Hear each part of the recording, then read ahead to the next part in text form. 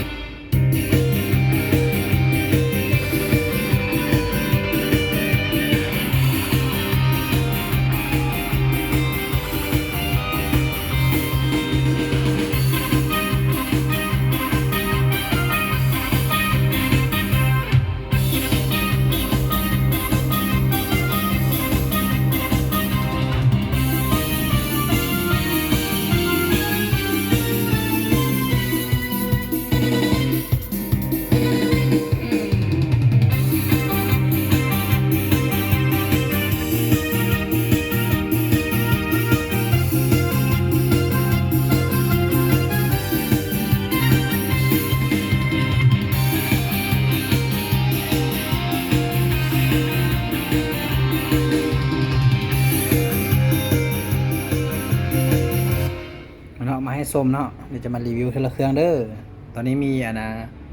SX 700 900 775แล้วก็750 770เนาะแล้วก็710เด้อท่านใดสนใจตัวใดก็สอบถามได้เด้อ